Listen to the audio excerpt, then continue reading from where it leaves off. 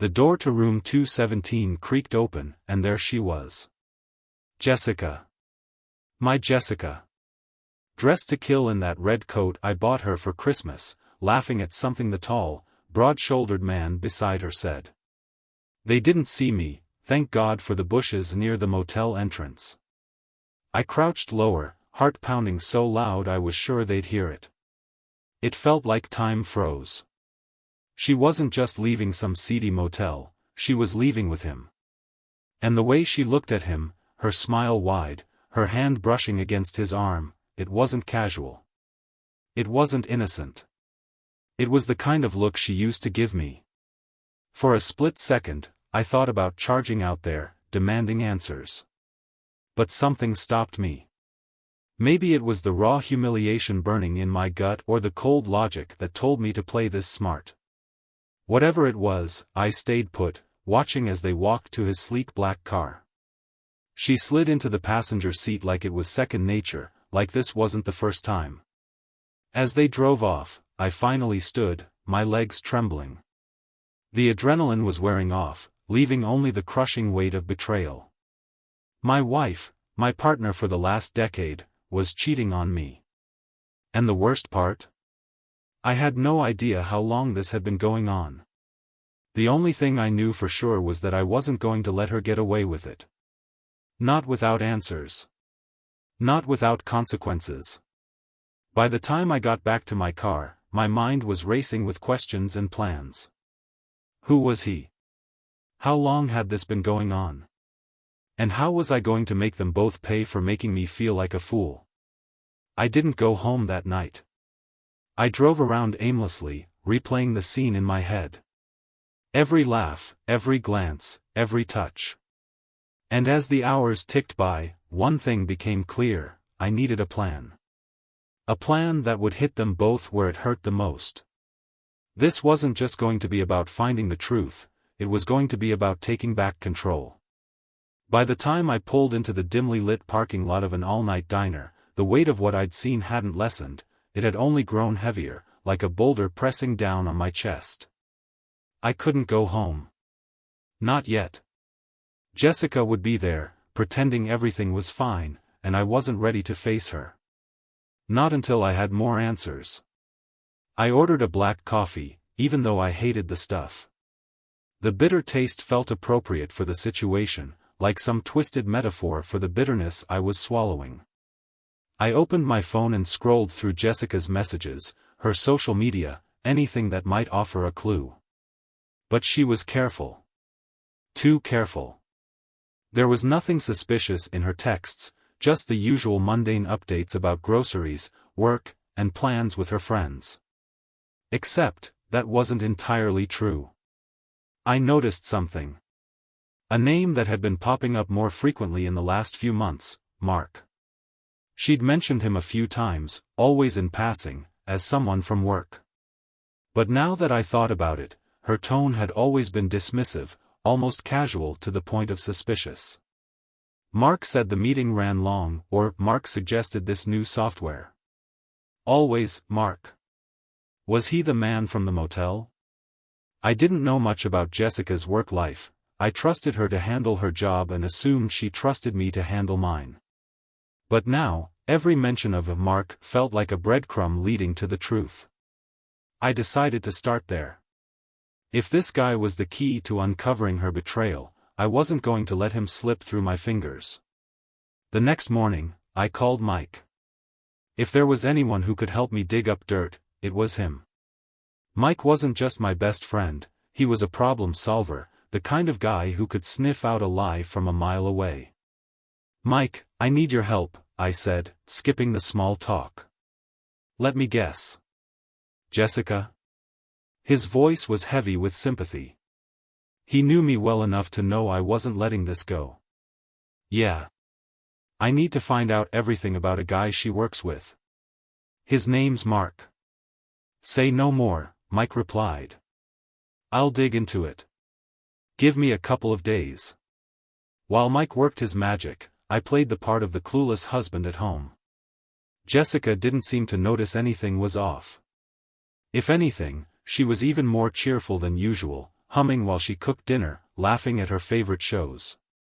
It made my stomach turn. How could she act so normal when she was sneaking around behind my back?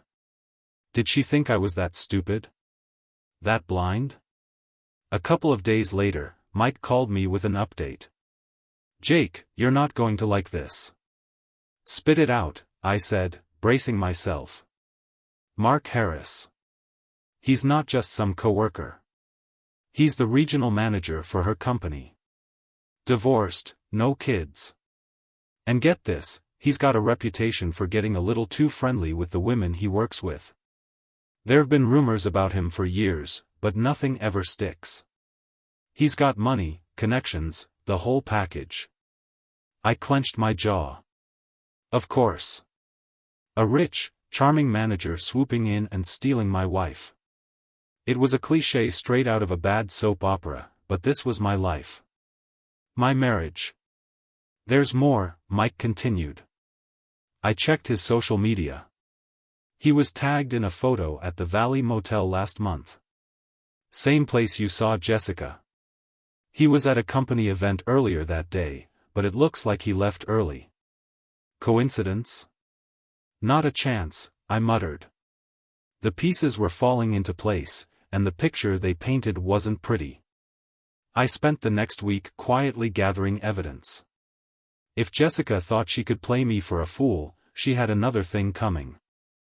I started checking her phone when she wasn't looking, scanning her calendar for work trips or late meetings. I even bought a small GPS tracker and slipped it into her car. I wasn't proud of it, but desperate times called for desperate measures. And then, one night, I got my confirmation. Jessica had gone out for drinks with the girls, a regular excuse she'd been using lately. I waited an hour, then checked the GPS. Her car wasn't at the bar she'd mentioned. It was parked outside the Valley Motel. The rage I felt in that moment was like nothing I'd ever experienced before. It wasn't just anger, it was betrayal, humiliation, and heartbreak all rolled into one. But instead of storming over there and causing a scene, I took a deep breath. No, I wasn't going to let my emotions get the best of me. Not yet. If I was going to confront her, I needed to do it right. I needed to make sure there was no way she could lie her way out of this. I called Mike. "She's there," I said through gritted teeth. "At the motel. Right now." "You want backup?" he asked. "No. I need to handle this myself." As I hung up, I felt a strange sense of calm wash over me. This was it. The moment of truth. One way or another, my life was about to change forever. I drove to the motel, my hands steady on the wheel despite the storm raging inside me. When I arrived, I didn't bother with stealth. I parked right in front, got out, and headed straight for her car. My heart was pounding, but my resolve was stronger. If Jessica thought she could walk all over me, she was about to learn just how wrong she was. Standing in the dimly lit parking lot of the Valley Motel, I stared at Jessica's car, the sleek red sedan I'd paid off last year as a gift for her. The sight of it here, parked in this filthy lot, was like a punch to the gut. I'd been rehearsing what I'd say for days, but now that I was here, all I could feel was the boiling rage bubbling under the surface. I took a deep breath and started walking toward the room I'd tracked her to. Room 217. The same room I'd seen her leave with that guy a few nights ago. Every step felt heavier, my boots crunching against the gravel, the motel's fluorescent lights flickering above me like some kind of bad omen. When I reached the door, I stopped. My hand hovered over the handle, and for a brief moment, I hesitated. Did I really want to see what was on the other side? Did I need to? Yes. I needed to. Without knocking, I twisted the handle. Locked. Of course. My heart pounded in my ears as I raised my fist and pounded on the door. "Jessica!" I barked, my voice louder and angrier than I intended. "Open up. Now!" I heard a muffled gasp from inside, followed by frantic movement, footsteps, whispered voices. I pounded again. I know you're in there. Open the damn door. Finally, the door creaked open a crack, and there she was. Jessica. Her face pale, her hair disheveled, her expression a mix of shock and guilt. She had on a silk blouse that was half-buttoned, and I knew without a doubt that she wasn't here for work. "Jake," she stammered, her voice shaky. "What are you doing here?" "What am I doing here?" I repeated, my voice dripping with venom. "I should be asking you that. Care to explain why my wife is sneaking around a motel with some guy?" Before she could answer, a man appeared behind her, the same man I'd seen before. Mark. He was shirtless, his face a smug mask of arrogance. He leaned casually against the doorframe, like he had nothing to hide. "You must be Jake," he said, his tone calm and condescending. "This isn't what it looks like." I snapped. I pushed the door open, forcing Jessica to step back as I stepped into the room. The air reeked of cheap cologne and betrayal. "Oh, it's not what it looks like?" "Then by all means, explain it to me," I said, my voice rising with every word. Jessica started to speak, but I cut her off. "No, Jess. I'm not interested in your excuses. I want the truth. How long has this been going on?" She looked at me, her eyes wide and watery, like she was about to cry. But I wasn't falling for it. "Jake, I can explain." "No!" I roared, slamming my hand against the wall. "Don't you dare lie to me, Jessica. Not anymore. I want the truth." Mark stepped forward, raising his hands like he was trying to defuse a bomb. "Look, man, let's calm down." "Shut up," I snapped, pointing a finger at him. "This isn't about you. You're nothing but a sleazy homewrecker. This is between me and my wife."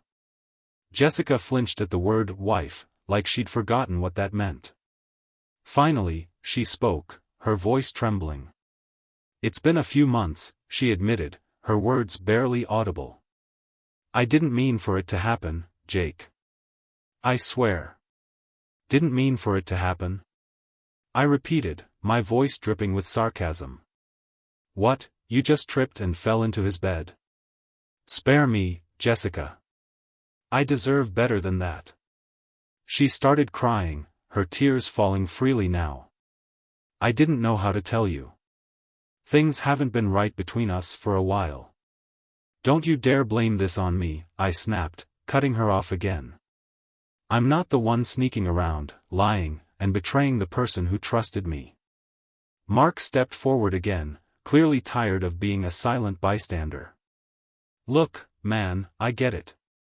You're upset. But maybe you should be asking yourself why she felt the need to come to me in the first place. That did it." Without thinking, I lunged at him, grabbing him by the collar. "You think this is funny? You think you can just waltz into my life and destroy my marriage?" "Jake, stop!" Jessica screamed, grabbing my arm. "Please, don't do this." I let go of him, shoving him back against the wall. My chest heaved as I tried to catch my breath. "You're lucky I don't rearrange your face," I growled, my voice low and dangerous. "But you're not worth it. Neither of you are." I turned to Jessica, my eyes burning with anger and hurt. "You want to be with him? Fine. Have at it. But don't come crawling back to me when he moves on to his next conquest." "Jake, please," she sobbed, reaching for me. "I'm sorry. I made a mistake." "Too little, too late," I said, cutting her off one last time. "We're done, Jessica. You made your choice, and now you can live with it." I stormed out of the room, slamming the door behind me. As I walked back to my car, I felt a strange mix of emotions: anger, sadness, relief. It wasn't the ending I wanted, but it was the one I needed. And as I drove away from that motel, I knew one thing for sure: this was only the beginning of my revenge. The drive home from the motel was a blur, my hands gripping the steering wheel so tightly my knuckles turned white. I didn't even bother wiping the tears that stung my eyes. I wasn't crying out of sadness anymore. No, these were tears of rage, of betrayal, of humiliation. Jessica and Mark thought they could humiliate me, lie to me, and get away with it. Not a chance. By the time I pulled into the driveway of our house, I had made up my mind. Confronting them was just the first step. Now, it was time to make them pay. But not with fists or yelling, no, that would be too easy for them. I wanted something calculated, something that would hit them both where it hurt the most. Jessica was about to learn that she wasn't the only one who could play dirty. I sat at the kitchen table, staring at a blank notepad. The house was eerily silent, and for the first time, I realized how empty it felt without Jessica's usual presence. My mind wandered to the life we had built together, our vacations, late-night talks, the dreams we once shared. But every memory now felt like a cruel joke. I shook my head and focused. This wasn't the time for nostalgia. It was the time for action. I started jotting down everything I knew. Jessica's schedule, her favorite places, even her passwords, I had them all. Years of marriage had made her predictable, and I was going to use that to my advantage. And Mark? I knew enough about him, thanks to Mike, to see the cracks in his perfect little life. Divorced, with a reputation for sleeping around. A man like him thrived on control and appearances. I would take that away from him. The first part of my plan was simple: gather evidence. Confronting them at the motel was a good start, but I needed more. Something solid. Something undeniable. Jessica's teary apologies and Mark's smug condescension wouldn't hold up against cold, hard proof. If I was going to ruin their lives, I needed to be thorough. I spent the next few days diving headfirst into detective mode. I went through Jessica's emails and texts, piecing together her affair with Mark like a puzzle. It wasn't hard to find the gaps in her carefully constructed lies. She'd left breadcrumbs everywhere. Meetings that didn't exist, receipts for dinners she never mentioned, gaps in her timeline that she never bothered to explain. The more I uncovered, the angrier I got. This wasn't some momentary lapse in judgment, it was a calculated betrayal. Then, there were the photos. The GPS tracker I'd planted in her car led me straight to them several times. I followed them to restaurants, hotels, and even his apartment. I kept my distance, snapping pictures from afar. At one point, I even recorded a video of them holding hands as they walked into a swanky restaurant. I hated every second of it, but I knew it was necessary. If they wanted to play with my life, I would play right back, only smarter. But I wasn't just focused on Jessica. Mark wasn't going to walk away unscathed either. A man like him, with a powerful position and a reputation to uphold, couldn't afford a scandal. With Mike's help, I dug into his life. It turned out Mark's clean-cut manager image was a facade.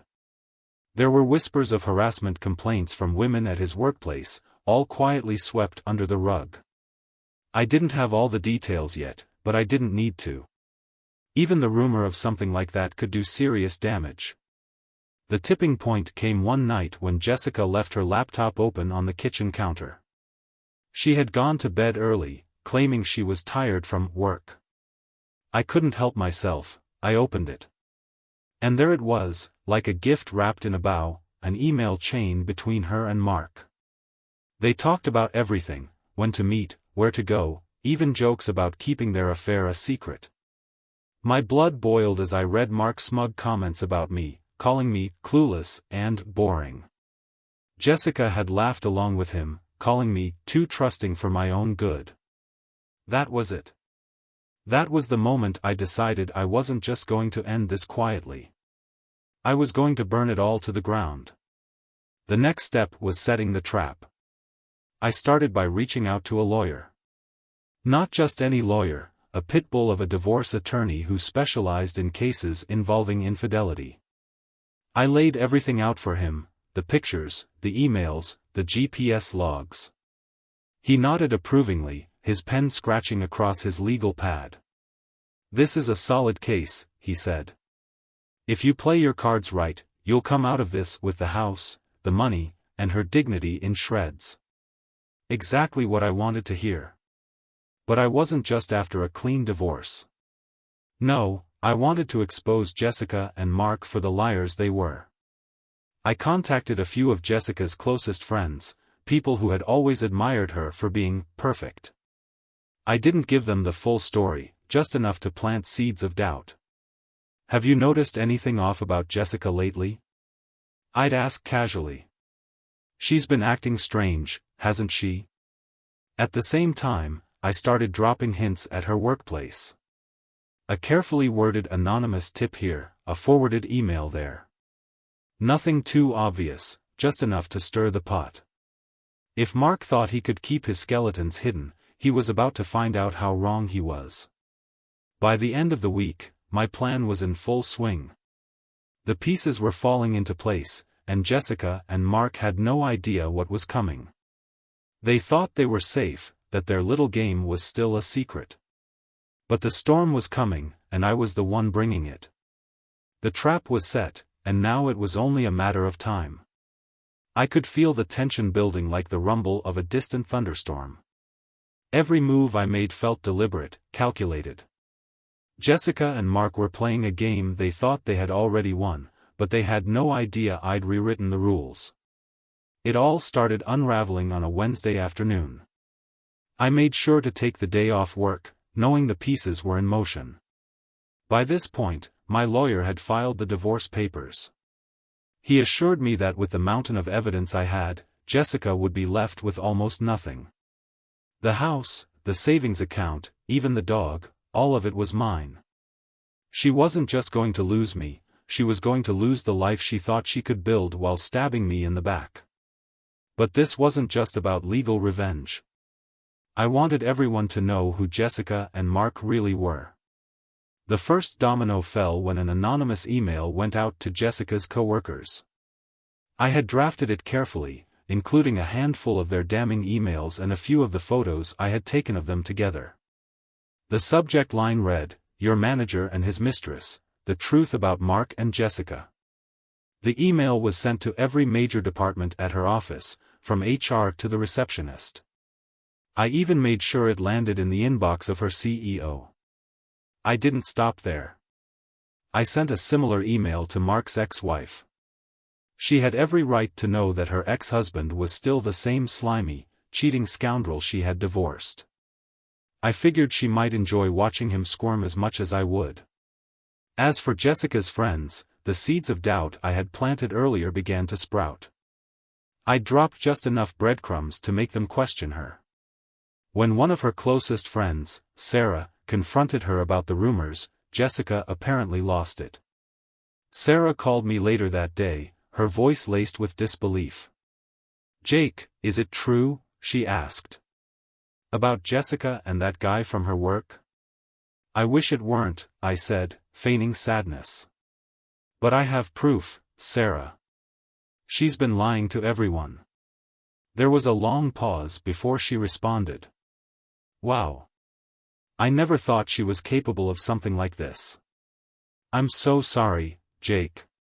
I could hear the shift in Sarah's tone, sympathy for me, doubt about Jessica. The cracks in Jessica's perfect social circle were starting to show. But the real fireworks came later that evening. I knew Jessica was meeting Mark again, this time at his apartment. The GPS tracker I'd planted in her car had made keeping tabs on her laughably easy. I parked down the street and waited, my camera ready. Sure enough, just like clockwork, she arrived. She let herself in with a key, laughing as she greeted him at the door. This time, I wasn't alone. Mike sat in the passenger seat, his face grim. He'd been dying to help me confront them again, and I figured having backup wouldn't hurt. But I wasn't planning on a physical fight, I wanted this to be public. Humiliating. Memorable. Ready? I asked, my voice calm but firm. Let's do it, Mike said, cracking his knuckles. We walked up to Mark's apartment and rang the doorbell. I could hear muffled voices inside, followed by Jessica's familiar laughter. A moment later, the door opened, and Mark stood there, looking confused. His confusion turned to panic when he saw me. "Jake," he said, his voice strained. "What are you doing here?" I didn't answer him. Instead, I raised my phone, already recording, and stepped inside. Jessica was sitting on the couch, a glass of wine in her hand. Her face went pale when she saw me. "Jake," she whispered, her voice trembling. "Don't Jake me," I said, my tone ice cold. "I wanted to see for myself how far you've fallen." "Get out of here," Mark said, stepping in front of Jessica like some kind of protector. "You're not welcome here." I ignored him, focusing on Jessica. "How many lies, Jess? How many times did you look me in the eye and tell me you loved me while sneaking off to be with him?" She stammered, her words tumbling over each other. I didn't mean for this to happen." "Oh, spare me," I snapped. "You didn't mean to? You mean you didn't mean to get caught?" At that moment, there was a knock at the door. Right on cue.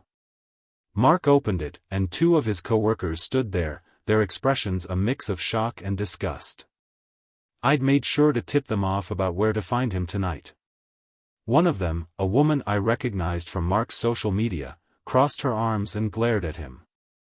"So this is why you've been leaving work early," she said, her voice dripping with contempt. "You've been fooling around with a married woman?" Jessica buried her face in her hands, clearly overwhelmed, but I didn't feel an ounce of pity. She deserved every second of this. Mark tried to play it cool, but it was obvious he was unraveling. "This isn't what it looks like," he said, his voice shaky. I laughed, a cold, humorless sound. "That's funny. That's exactly what Jessica said the first time I caught you too." The room was a storm of voices, Jessica crying, Mark stammering excuses, his co-workers berating him. And through it all, I stood there, calm and collected, watching the chaos unfold. I had won this round. But the final blow was still to come. The fallout from that night spread faster than I anticipated. By the next morning, Jessica's affair with Mark was the hot topic at her office, Mark's reputation was in tatters, and I had become a quiet storm orchestrating everything from behind the scenes. But I wasn't done yet. The grand finale was still in motion, and I intended to deliver it with precision. Jessica came home that morning, her face streaked with tears and her makeup smudged from what I could only assume was a long night of damage control. I was sitting at the kitchen table, sipping my coffee as if it were any other day. The moment she walked in, she froze, like a deer caught in headlights. "Jake," she started, her voice trembling. "Please, let me explain." I didn't even bother looking up at her. "Explain?" "Oh, by all means, Jessica. I'd love to hear how you're going to spin sneaking around with your boss while calling me clueless behind my back." She stepped closer, her hands clasped together like she was pleading. "I made a mistake. A huge mistake. I wasn't thinking clearly." I slammed my coffee cup down, the sound echoing in the silent kitchen. "Stop. Just stop. I've heard enough lies to last a lifetime. You didn't make a mistake. You made dozens of them. Over and over again, you chose to betray me. Don't insult my intelligence by pretending you didn't know exactly what you were doing." She flinched at my tone, tears streaming down her face. "I don't want to lose you, Jake. I'll do whatever it takes to fix this." I laughed, a bitter, hollow sound. "Fix this? Jessica, there's nothing left to fix. I filed for divorce yesterday." Her face crumpled, and she sank into the nearest chair. "Divorce?" she whispered, as if the word itself was foreign to her. Yes, I said, my voice cold. You think you can humiliate me, lie to me, and then expect me to forgive you? I'm done being your fool. For a moment, she sat there in silence, her sobs the only sound in the room. But then, something shifted. The tears stopped, and her expression hardened. Fine, she spat, her tone venomous. You want a divorce? Go ahead. But don't think for a second you're going to come out of this unscathed.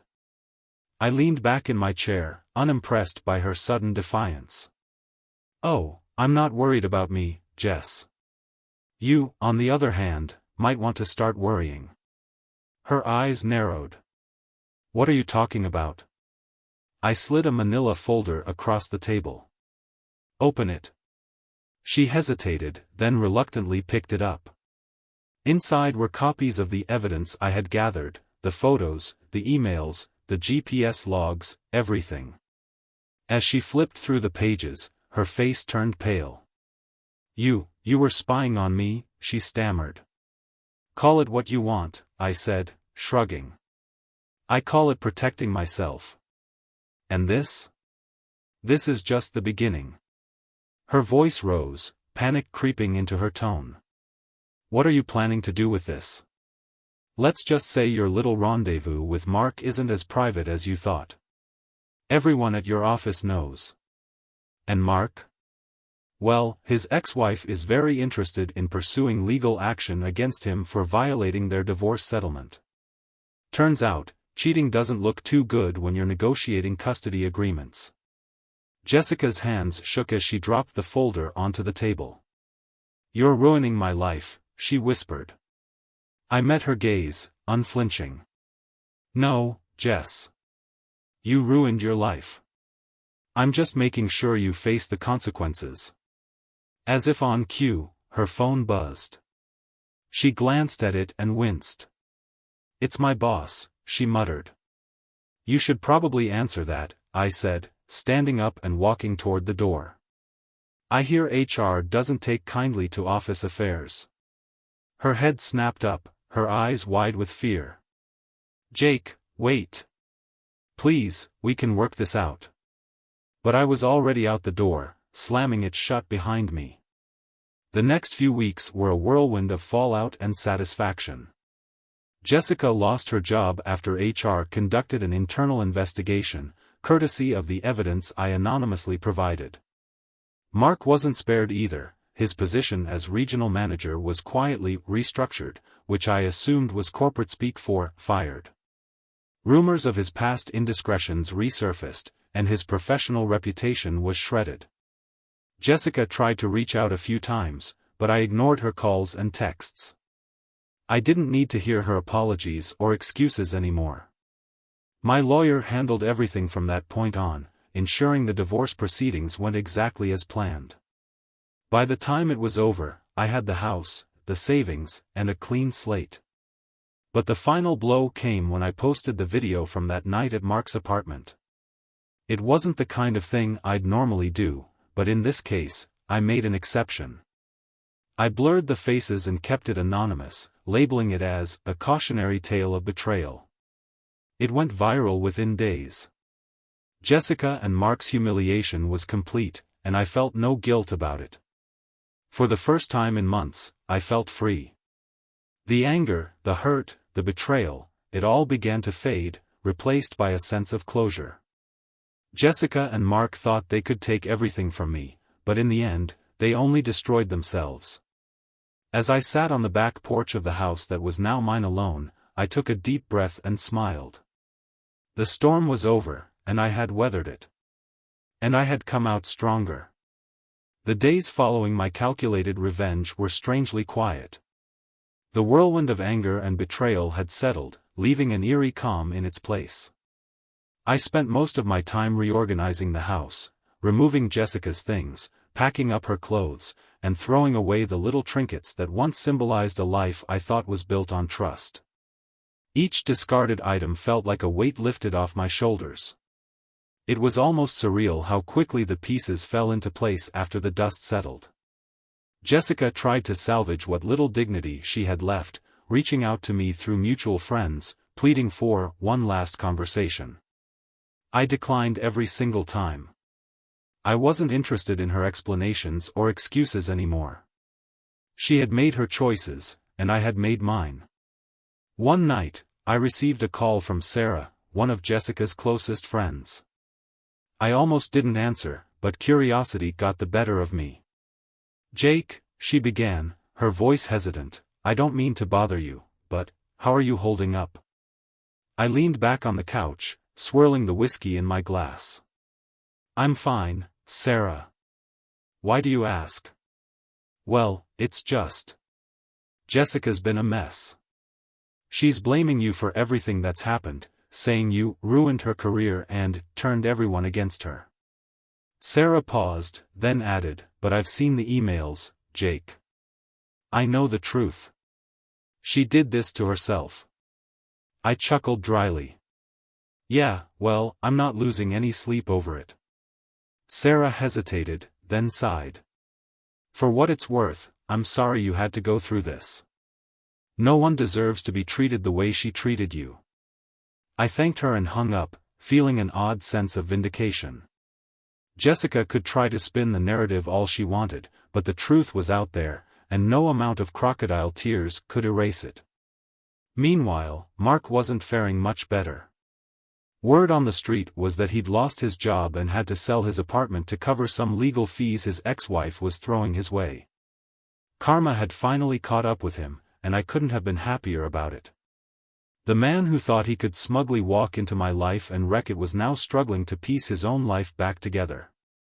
Mike, of course, was thrilled with how everything had played out.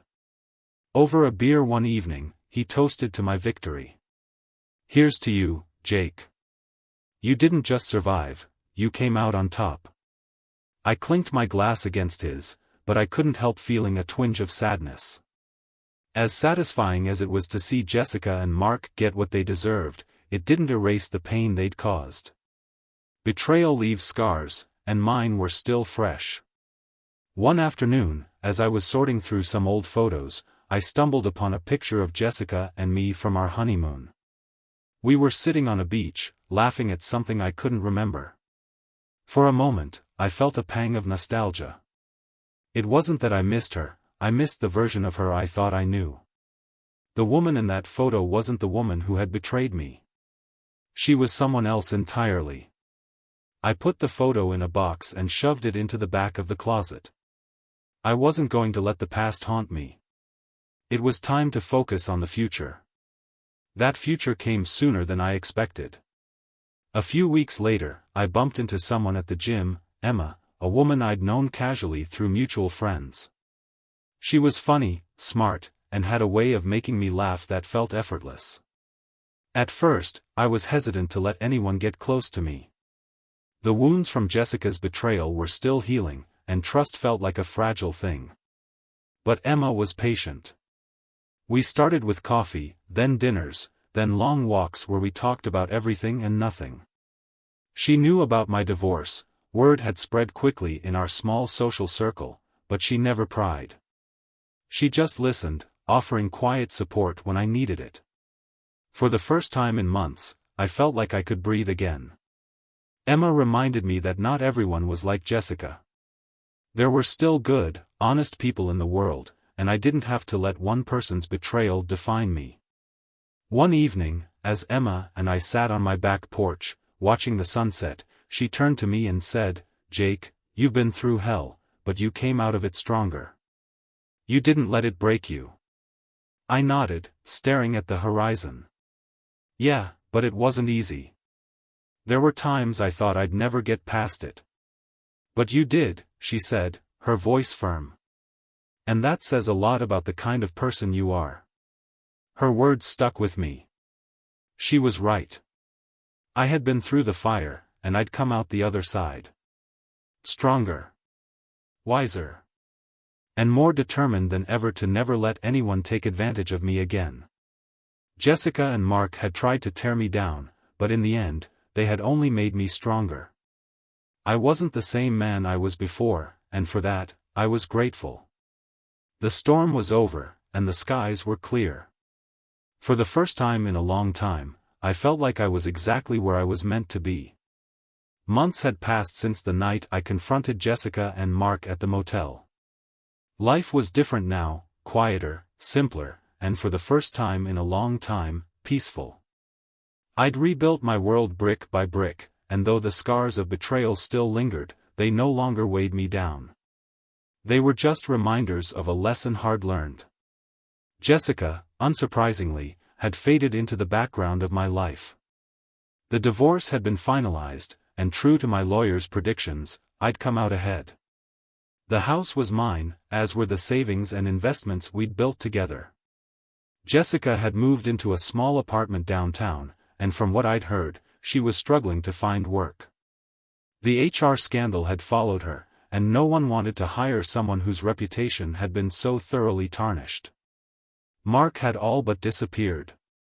Rumors swirled about him leaving the city to start fresh somewhere else, but I didn't care enough to confirm them. Wherever he went, he'd carry the consequences of his actions with him. That was enough for me. But the biggest change in my life wasn't about them, it was about me. One morning, as I sat on the back porch with a cup of coffee, I thought about everything that had happened. The betrayal, the anger, the revenge, it had been a storm, one that tested every ounce of my strength. But sitting there, with the sunlight filtering through the trees and the sound of birds chirping in the background, I realized something: I'd survived. More than that, I'd grown. The old me, the trusting, complacent Jake, was gone. In his place was someone stronger, smarter, and more self-aware.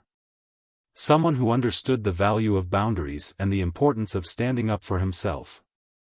Jessica's betrayal had been a wake-up call, one I hadn't wanted but desperately needed. The lessons I'd learned weren't just about relationships, they were about life. I'd learned to trust my instincts, to pay attention to the little signs that something was off.